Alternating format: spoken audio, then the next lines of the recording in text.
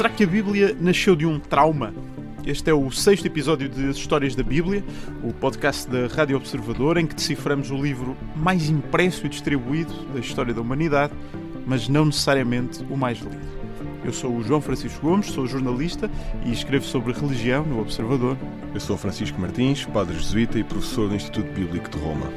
E eu sou o João Basto, padre e colunista do Observador.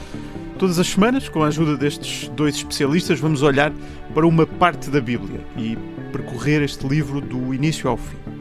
Na semana passada estivemos a conversar sobre a muita poesia que encontramos na Bíblia. E esta semana vamos falar de um acontecimento crucial na história do povo que protagoniza a Bíblia. O cativeiro em Babilónia, no século VI a.C. Um acontecimento sem o qual, muito provavelmente, a Bíblia não existiria como a conhecemos. Estas são as histórias da Bíblia. Olá a todos. Francisco Martins, se não fossem os acontecimentos dos séculos VII e VI a.C., talvez a Bíblia nunca tivesse sido escrita, não é?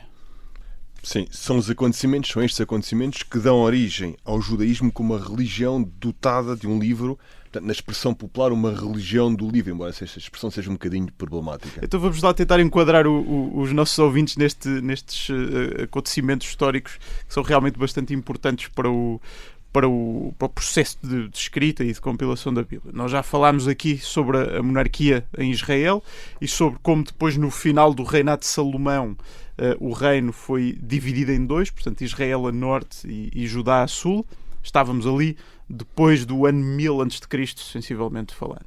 Ora, durante vários séculos, aqueles dois pequenos reinos existiram num Médio Oriente dominado basicamente por grandes impérios, superpotências regionais como a Síria e a Babilónia. Estamos a falar de territórios que hoje corresponderiam mais ou menos ali à zona do Iraque. Basicamente, o que é que acontece? Ali no século VIII a.C., o reino de Israel, ao norte, acaba por ser o primeiro a cair nas mãos dos assírios e, portanto, podemos estar ali a ver o princípio do fim da existência do povo hebreu como nação. E depois, ao sul, o reino de Judá foi um estado vassalo dos assírios, até que já no final do século VII a.C., numa altura em que o Império Assírio está em decadência, começa a ganhar terreno ali na região um novo império, que é Babilónia. Ora, quando os babilónios conquistam a Assíria, Judá acaba por ver-se ali livre daquele jugo, mas é uma liberdade que vai durar pouco tempo. Encontramos ali uma grande divisão social em Judá, temos uma parte da população do lado de Babilónia e outra do lado do Egito. O Império do Sul, que quer fazer frente à Babilónia e que matou o rei de Judá, portanto o Império do Sul, o Egito. E é neste contexto que no ano 598, aquele rei muito famoso, com um nome muito complicado de dizer, mas que eu vou dizer, Nabucodonosor, de Babilónia, investe contra Jerusalém, leva o rei e leva uma parte dos habitantes. Temos ali ainda uma nova revolta, uma década depois, Babilónia volta a investir contra o reino de Judá, leva os restantes habitantes e destrói o templo de Salomão, aquele templo que tinha sido construído uns séculos antes no reinado de Salomão, tanto quanto nos diz o relato bíblico. Ora, tudo isto está contado com bastante pormenor em vários dos livros da Bíblia, desde logo os livros dos reis e das crónicas, onde surgem relatos históricos sobre estes acontecimentos, mas também, por exemplo, no livro de Jeremias, que foi um profeta contemporâneo dos acontecimentos, também no livro de Daniel, claro, também nos Salmos, que falam muito sobre este período do exílio, e depois temos livros como Esdras e Neemias, que já relatam o regresso do povo já no fim do exílio. Ora, João Basto, durante várias décadas, o povo hebreu vê-se ali sem templo, longe da terra onde vivia, subjugado, em desespero. Como é que foram estas décadas para aquele povo? É uma resposta complexa, até porque Israel e Judá já tinham sofrido quer derrotas militares, tinham sistemas de vassalagem, tinham sofrido também humilhações políticas, mas nunca tinham sofrido, de certa maneira, tudo ao mesmo tempo e de maneira aumentada. Ou seja, eles de um momento para o outro, Jerusalém é destruída, o templo é arrasado, o próprio rei foge de noite, é cego, acaba por ser a dinastia, acaba por terminar, acaba por ser morto, há uma deportação, há perda da terra, e isto nós podemos começar a pensar o que terá sido para aquelas pessoas, mesmo que nós saibamos hoje em dia que as dimensões do relato sejam um bocadinho hiperbólicas, no sentido em que não foram todos e também não vieram todos depois da Babilónia, e mesmo a permanência na Babilónia não terá sido tão sofrida como se calhar nós podemos imaginar. Isso leva-nos a pensar porque é que na altura, quando vem da Babilónia, se calhar só vem um pequeno grupo.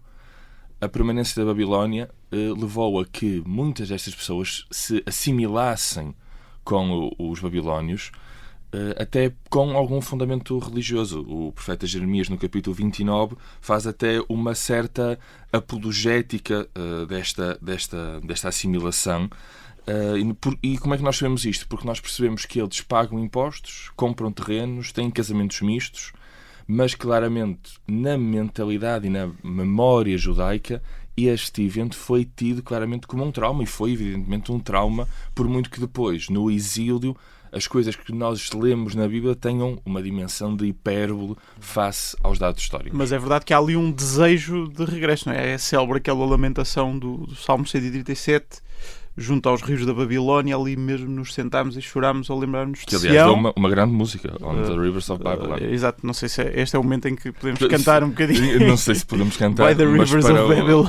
Exatamente, mas para prevenir os ouvintes, se calhar não, para os salvaguardar. Mas, ou seja, há ali uma ideia de um povo exilado a sonhar com o regresso. Nós não sabemos até que ponto esse sonho do regresso não é uma construção posterior. Na medida em que quem regressa da Babilónia, décadas depois, terão sido uma parte significativa da população que realmente nunca acabou por se assimilar, e que depois, como é ela que conta a história, acaba por, na história, mostrar-se a si mesma como aquela que realmente muito sofreu, muito desejou voltar, e na verdade é a grande herdeira da história de Israel perdida, e que agora conta, e daí esta ligação ao nascimento da Bíblia depois deste trauma. Não, só aqui insistindo naquilo que disse o João, que realmente, também do ponto de vista arqueológico, a destruição trazida pela invasão dos babilónios é muito significativa. Jerusalém, a arqueologia hoje em dia pensa que 90% da população de Jerusalém desaparece. 90% naquela altura desaparece. Evidentemente não foram nem todos deportados, nem morreram todos na guerra. Muitos deles, provavelmente, com o colapso do sistema económico e social, partiram para outras paragens. Migraram para outras paragens. Mas, portanto, há esse aspecto. Por outro lado, há também este aspecto que a Bíblia insiste muito, que é a ideia de que todos os que foram regressaram, ou quase todos os que foram regressaram, e isso provavelmente é mais uma projeção que realidade.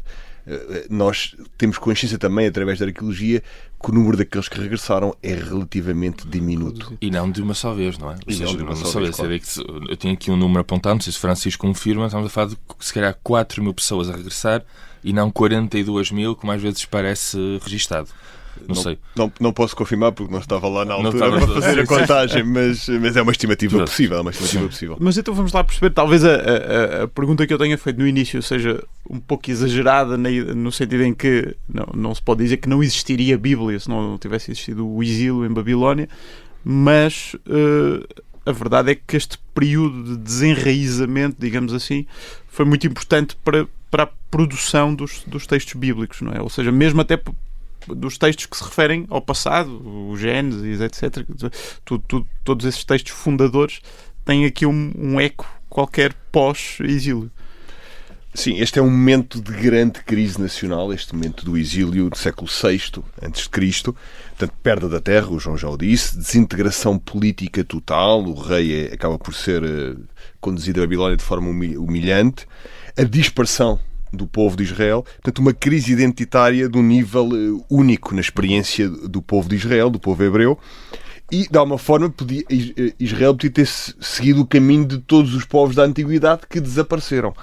Há um famoso ensaio de um romancista americano chamado Walker Percy, onde ele pergunta onde é que estão os hititas.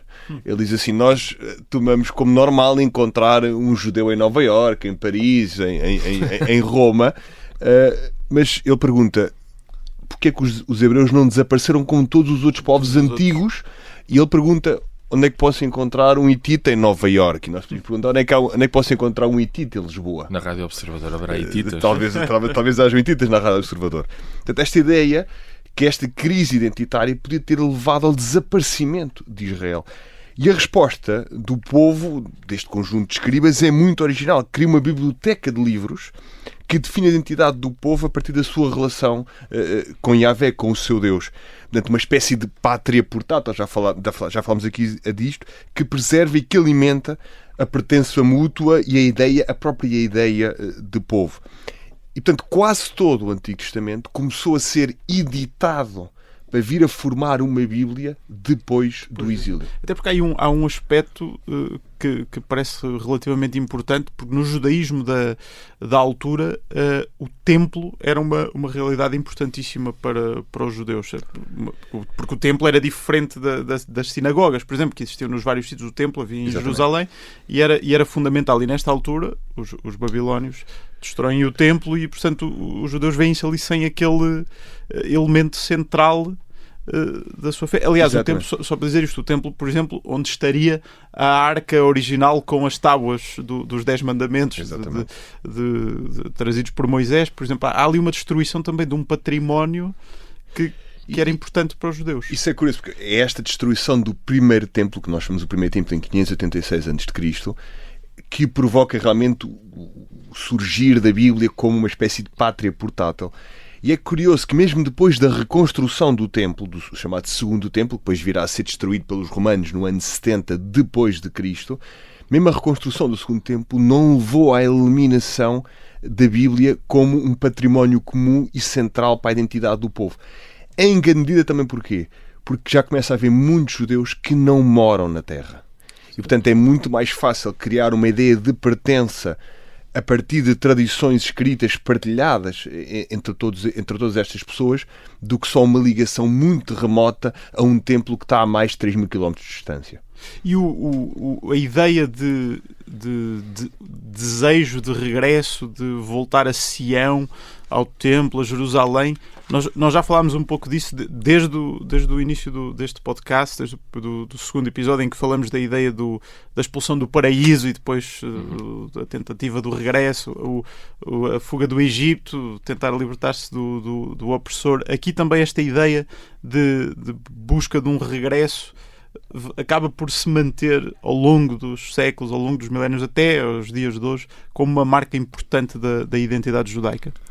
Assim, nós podemos até ver esta ida para o exílio como uma forma também de, não da Bíblia ser escrita a partir de um trauma, mas ser reescrita e ser reapropriada a partir de um trauma. Nós falamos no segundo episódio, quando falamos do Gênesis, das influências que as narrativas epopeicas da Babilónia e da Mesopotâmia tiveram. Portanto, há aqui se essas narrativas já circulariam na altura, muito mais circulariam quando nós vivemos realmente neste universo mental.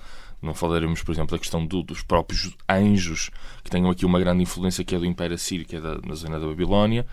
Agora, a ideia de regresso é uma ideia universal que a Bíblia dá corpo. Se nós pensarmos, no último episódio falámos de Homero, a narrativa de Ulisses é, na verdade, a narrativa de um regresso. A história da Eneida é muito dramática porque o Enéas não consegue regressar, de certa maneira, a Cartago para casar com Dido. E a Bíblia, nestas histórias de permanente regresso, dá corpo, de outra maneira, mas dá corpo a essa ideia universal de que nós precisamos regressar a casa, que quem está no carro e está a ouvir percebe que é também a nossa jornada diária, a ideia de que nós saímos de casa para trabalhar, mas o que queremos é depois regressar a casa. Isso leva-me a uma questão, para acabarmos ainda esta primeira parte, sobre a ideia do regresso a Deus após o pecado original. Não consigo deixar de me fazer esta pergunta. Porquê que na história da Bíblia este povo, escolhido por Deus, eleito por Deus, está sempre a sofrer tanto? Está sempre a ser oprimido, a ser deportado, a ser exilado e está sempre em luta para tentar voltar a casa. Isto ainda são consequências do pecado original de Adão e Eva. Eu tenho a ver que isso é o dia-a-dia do mundo em que este povo se formou, ou seja, a violência era muito mais comum do que é hoje. Claro que nós fazemos essa interpretação a partir da narrativa que temos. Como o Francisco falou, se houvesse um hitita, se calhar falaria da mesma coisa, ou seja, nós olhamos para este povo que está sempre a sofrer, que resiste, que tem, como diz um teólogo, biblista, historiador, não sei bem, o David Carr, uma espécie de santa resiliência que o permite vencer tudo, mas isso é claramente uma construção que estes textos nos permitem ter, não é? Este povo realmente vence tudo, vence o pecado dos pais, vence de certa maneira o exílio, vence o êxodo, vence tudo, e está aqui para vencer o mais tempo que for preciso. Muito bem, nós voltamos depois de um curtíssimo intervalo para a segunda parte das histórias da Bíblia e vamos continuar a perceber de que maneira é que a Bíblia também nasceu deste trauma deste povo. Até já.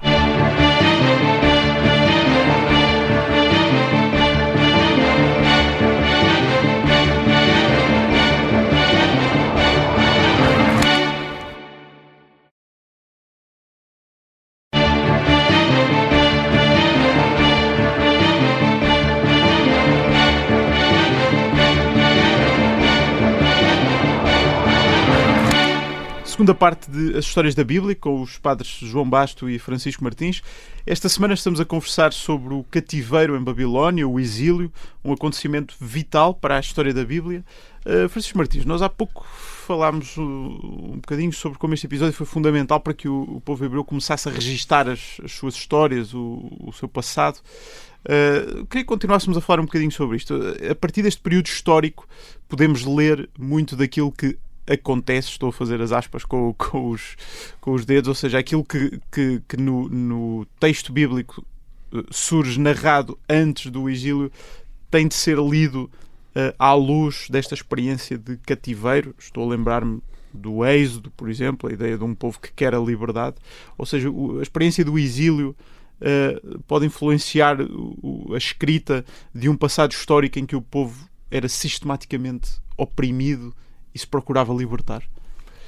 Sim, o trauma do exílio é um trauma único na experiência do povo hebreu e que provoca uma reflexão profunda sobre Deus e sobre a sua forma também de agir na história.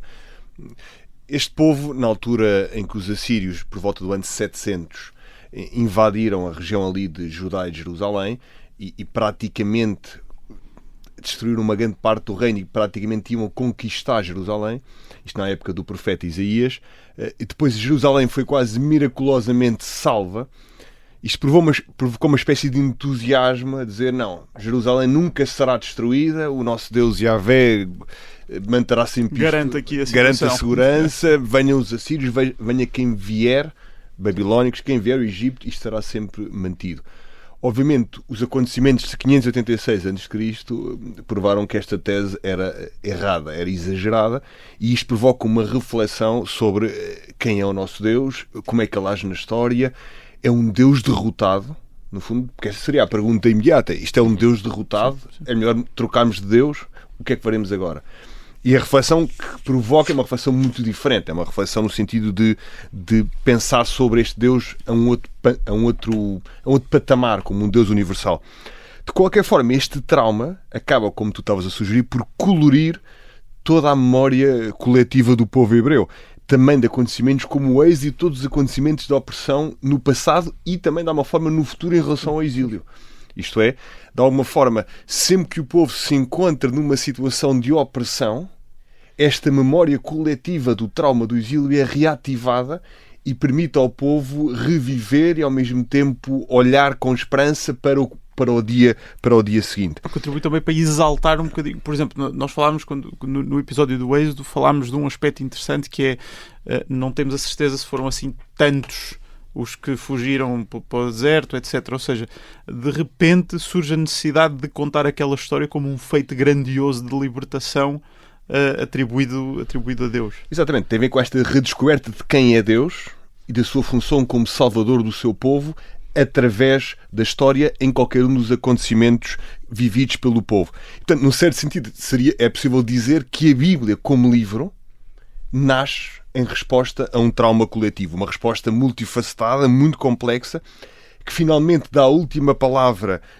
à esperança, dizendo que Deus é Salvador, é Libertador e é, sobretudo, Senhor da história. Mesmo perante os maiores invasores, os maiores agressores, no fim, por muito que se tenha de sofrer, no fim... Mesmo perante os assírios, babilónios, etc. Os hititas não entram aqui, os hititas já era no milénio anterior, mas os assírios e babilónios, sobretudo. Sim, porque nós temos que ver que este episódio, apesar de ser traumático, e aquilo que já falámos, que é que ele acaba por fazer nascer a Bíblia de um trauma, e esse trauma, de certa maneira, reorganiza, porque nós temos na Bíblia elementos pré-exílio, não é? A Bíblia não é só uma coisa pós-exílio, nós temos realmente elementos literários que derivam precisamente do pré-exílio, quer históricos, no sentido do êxodo, possivelmente quer depois até de algumas composições, mas realmente, sendo um povo que sofreu este trauma, mas que este trauma acaba por criar uma obra literária como a Bíblia, e que até acaba por levar à criação do monoteísmo que nós entendemos hoje, possivelmente uma pessoa olha para isto e realmente nós somos mesmo muito bons, ou seja, nós somos alguém que consegue superar, e não só superar no sentido que restabelecemos aquilo que tínhamos antes, mas conseguimos superar na medida em que avançamos progressivamente e evolutivamente ao estado que estávamos antes. Portanto, mas em que medida é que esse período ajuda a consolidar o monoteísmo? Nós já referimos em episódios anteriores que, claramente, quando nós estamos a falar do monoteísmo, o monoteísmo não foi definido de uma vez para sempre. Ou seja, está aqui uma dimensão de grande progressividade. Eu diria 4 etapas para o desenvolvimento deste monoteísmo. Nós temos uma primeira etapa de uma espécie de monolatria, ou seja, adorar Yahvé, mas Yahvé, como já referimos, é um deus, entre outros deuses, até no espaço, ou seja, Israel tem aquele deus, tem ali outros territórios à volta, que também tem outros deuses, e portanto existe a adorar até de certa maneira uma monolatria, no sentido de adorar àquele mais que aos outros, até.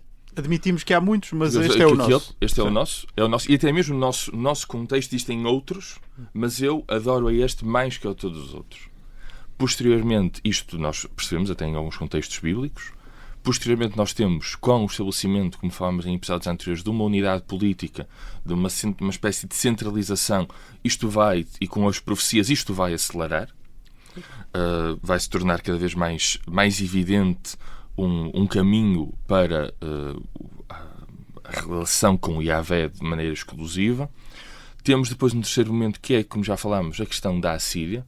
A Assíria é o primeiro império da história, o primeiro exército regular da história. Até então nós estamos a falar de pessoas que iam combater. Eu era um jardineiro, não, mas seria um agricultor.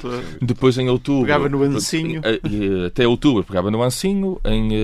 Em outubro o rei decidia ir combater contra um reino qualquer e lá ia eu, mas só que em março tinha que fazer em abril as sementeiras, voltava e, portanto, olha, a guerra ou tinha acontecido ou não tinha. Neste caso não, estamos a falar de pessoas que eram mesmo recrutadas como um exército profissional. Estamos também a falar de pessoas que usavam o tipo de materiais. O que levava a que os assírios era, como nós dizemos no futebol, 11 contra 11 e no final ganha a Alemanha. Os assírios eram a Alemanha ou o Real Madrid da altura em que, tirando um exemplo recente, estando 80 minutos a perder, o Real Madrid ganha e passa à final da Champions. Aqui estamos a falar deste tipo de pessoas que esmagavam completamente quem ia à frente. E como tinham uma ideia de império, tinham também a ideia de que o seu Deus não era só o Deus deles e um Deus entre outros deuses, eram também o Deus universal. Certo. Quando acontece o exílio, e como o Francis estava a dizer, esta reflexão se o nosso Deus é um Deus derrotado, aquilo que vai acontecer é que, em vez de ser nesse sentido, o nosso Deus é um Deus derrotado, é mais na ideia de que Yahvé é o Deus que está com o povo e que está com o povo mesmo não estando na terra, mesmo não tendo o templo, é um Deus no sentido universal, quase até em reminiscência daquilo que os assírios acreditavam de Ashur, o Deus assírio. Portanto, é esta reflexão até em contacto com outros povos que vai permitir que o monoteísmo bíblico, como nós hoje o conhecemos, se desenvolva e cresça. Só dar aqui um ponto prévio, que se calhar os nossos ouvintes estão espantados que não se fala aqui de Moisés. Portanto, porque é que não estamos a falar de monoteísmo e não se fala de Moisés, que seria o fundador do monoteísmo bíblico. O que o João acabou de apresentar, no fundo, é o resultado de investigações históricas sobre a evolução da religião de Israel. Realmente até há umas décadas atrás pensou-se o monoteísmo começou com Moisés, por volta do século XIV ou XV a.C., e depois houve ali um momento de degradação e depois de certa recuperação a seguir ao exílio. Hoje em dia o estudo e sobretudo a arqueologia e a história dão-nos a entender que provavelmente o monoteísmo surgiu ou nasceu depois de um período onde dominou a monolatria, isto é, Yahvé já tinha um certo caráter excepcional em relação aos outros deuses, mas havia ainda outros deuses reconhecidos e até adorados, provavelmente pelo povo e até provavelmente no templo, e que depois disso, na experiência com estes impérios, no confronto com estes impérios no primeiro milénio antes de Cristo, os assírios e depois os babilónios, é que nasce esta reflexão mais profunda sobre o monoteísmo. Portanto, Moisés aqui provavelmente não entra nesta história, como o João contou, e bem, porque esta é a reconstrução histórica da história do monoteísmo. Porque esse povo precisou de agarrar-se à ideia de que o seu Deus era o único Deus. Isto é uma contingência da história. Acho que este aqui é o detalhe importante. Nada disto, o João apresentou um processo em 4 etapas, mas nada disto era um programa pré-escrito. Claro, sim. Nada disto é um programa pré-escrito. O que aconteceu com a maior parte dos povos diante da derrota, diante do desaparecimento dos seus impérios, falamos aqui dos hititas, que desaparecem no século XII a.C. Os hititas foram um império gigantesco na zona da Turquia durante 3 séculos, impressionante, e de repente, com o desaparecimento do Império, desaparece um povo, desaparecem os seus deuses, praticamente, e desaparece tudo. Portanto, nada disto era inevitável, é uma contingência da história, mas realmente o povo hebreu conseguiu superar este trauma dramático do exílio, criando aqui, no fundo, vou usar a expressão, uma religião de uma forma que é resiliente às ondas da história. Mas se não tivessem... Que é um Deus que é mais que a terra, mais que o povo, e por isso é que é resiliente a tudo o que aconteça. Ele está para lá de todas estas contingências. Eu acho curioso, pondo-me aqui na perspectiva de quem está a ouvir 2 padres católicos a discorrer sobre este processo histórico que levou ao surgimento do monoteísmo, ou à consolidação desta ideia do monoteísmo. Depois, enfim, como é que se dá o processo? Isto dava para todo um outro podcast, obviamente, mas acho que os nossos ouvintes podem ficar com esta curiosidade que eu também tenho, que é como é que se dá depois o processo de reconhecer que a consolidação do monoteísmo e daquela figura de Deus foi uma contingência da história, e hoje em dia os cristãos aceitam essa ideia de que existe um só Deus, que é este Deus do Antigo Testamento. Não sei quem é que eu passei esta batata quente agora. Falar, quando eu digo que é uma contingência da história, obviamente é um olhar muito neutro sobre o que aconteceu, comparando com outros povos e o que aconteceu aos outros povos. Para quem é crente, para quem crê em Deus e no Deus cristão, obviamente isto não é uma contingência da história no sentido absoluto do termo. Isto é, de alguma forma não foi por acaso, foi porque realmente, para quem crê, Deus desta forma dispôs a evolução da compreensão da sua própria imagem. Tudo isso fez parte do processo também de revelação de Deus. Exatamente. Isto não questiona o fenómeno da revelação, questiona talvez a nossa compreensão da progressividade desse fenómeno da revelação. Esta ideia de que Deus se revela de uma vez para sempre, de um momento episódico, e que isso é que é ser perfeito, é uma visão muito redutora, primeiro, do que é a perfeição, do que é a revelação. Desumana. Ou seja, Moisés teria que estar num deserto, num sítio completamente isolado, toda a gente, e Deus teria dito de uma vez para todas. Assim, isto é totalmente desumano. Isto seria um Deus totalitário que viria aqui entregar uma espécie de Mein Kampf e que depois nós teríamos que seguir. Ou seja, toda esta história faz parte do processo através do qual a humanidade se aproximou de Deus. E a percepção, esta comunidade que vai, no fundo, afinando a sua percepção de quem é Deus. E isto é o que a gente pode analisar de um ponto de vista completamente neutro. Para quem crê, obviamente, esta afinação não foi por acaso. Não foi por acaso, exatamente. Vou voltar aqui à história do exílio em Babilónia. João, cerca de 50 anos depois, o exílio durou meio século, mais ou menos, por volta de 538 a.C., com a conquista persa de Babilónia, o exílio acaba por chegar ao fim, e há todo um processo de regresso, de reconstrução do templo, Enfim, isto é relatado da Bíblia de uma forma, mas o que é que nós sabemos sobre como foi esse regresso? Foi pacífico? As pessoas integraram-se? O que é que aconteceu ali? Nós já falámos na primeira parte de como poderia ter sido este regresso. Portanto, não estamos a falar de um regresso em massa, de um regresso só de uma vez. Quem teria ficado na terra? Nós estamos a ver que Jerusalém é uma cidade, nós temos que recuar muito tempo. Jerusalém é uma cidade pequena. Teriam ficado, acima de tudo, uma parte da população reduzida, famílias locais, elites menores, porque também a deportação tinha como objetivo destruir a estrutura social e política e económica de Jerusalém. Portanto, as elites sociais e políticas teriam sido, ou teriam fugido, ou teriam sido deportadas. Portanto, nós teríamos ficar aquilo que na imaginária até cristã e católica ficou conhecido como o resto de Israel, uma espécie de resto fiel, criativo, que resistiu na terra e que depois sofrerá, porque no pós-exílio, quando as pessoas regressam, essas pessoas entram em conflito com quem lá tinha estado e tinha ficado. Isto tem a ver, por exemplo, com os casamentos mistos. Entretanto, assim, houve o exílio, acho que toda a gente entende. Vamos imaginar que os portugueses são todos exilados, fica aqui uma parte da população, que nós por acaso não temos muitas fronteiras, mas temos aqui outros povos circundantes e, portanto, a vida segue, não é? Portanto, a vida vai seguindo e as pessoas vão tendo casamentos mistos, vão criando outras relações, às vezes outros códigos, e quem regressa, e às vezes nós temos até a ideia de quem sai de Portugal e depois regressa, está à procura que Portugal tenha uma espécie de pureza original, virgindade original, que depois nota que é corrompida ou que não é igual a essa ideia, essa expectativa. Não é igual ao que deixou antes. Exatamente, não é igual ao que deixou e depois é entendida como uma espécie de corrupção.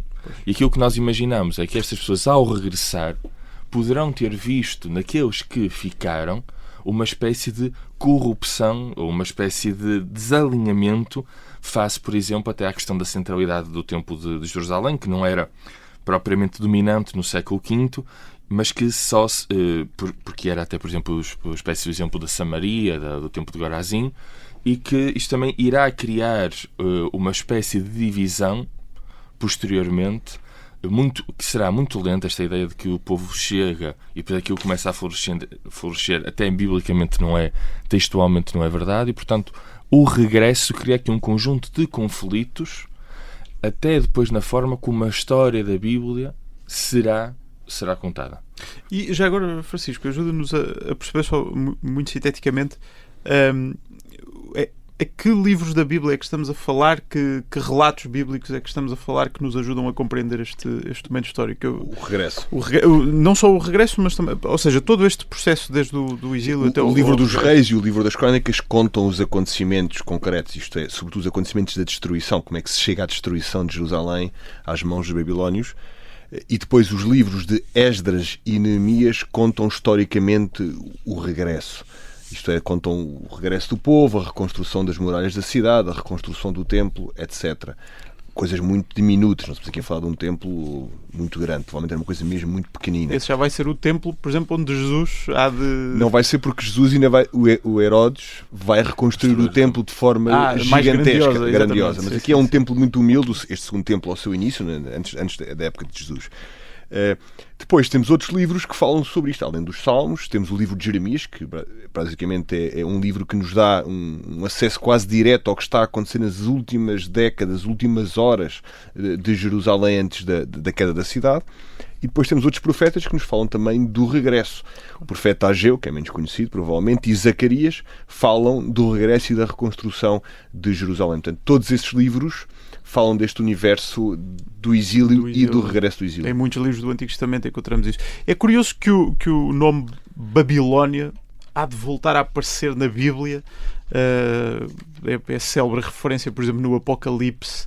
E havemos de dedicar um episódio inteiro deste podcast ao Apocalipse, mas aparece lá a referência à Babilónia como uma representação do demónio, como a grande prostituta, que acaba por ser derrotada no final.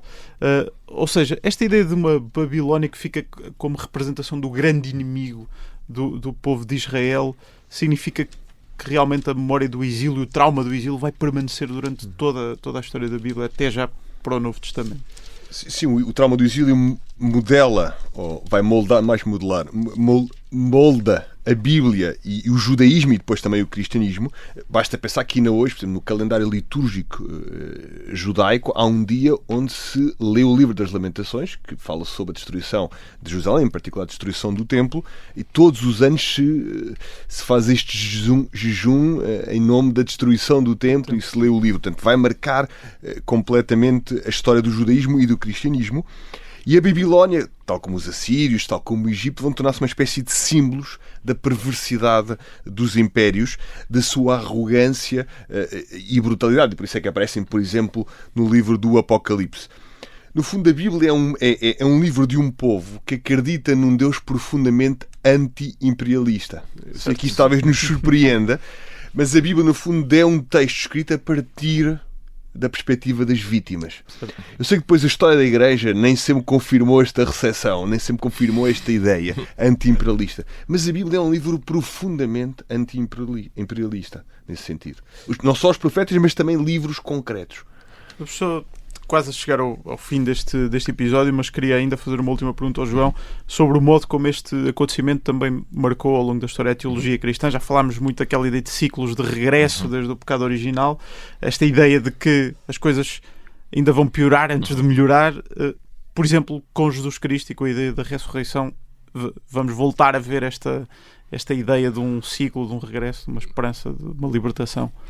É assim, nós até em Portugal temos uma certa ideia, eu já referi aqui aquela ideia do resto de Israel, a espécie do resto criativo que tinha ficado, o resto que resiste.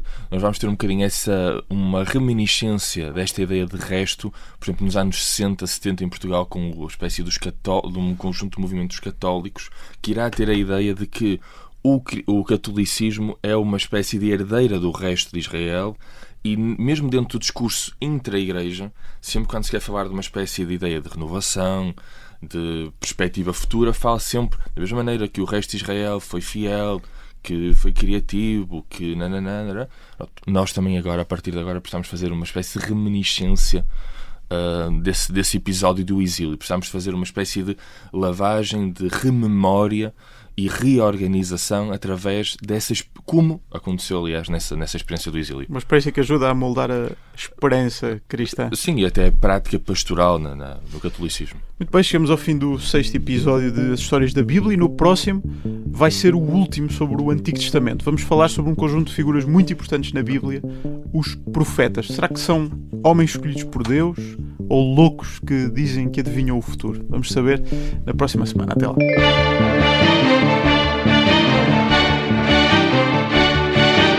As Histórias da Bíblia é um podcast da Rádio Observador com Francisco Martins e João Basto. É apresentado por mim, João Francisco Gomes, e a música do genérico é de Tiago Afonso.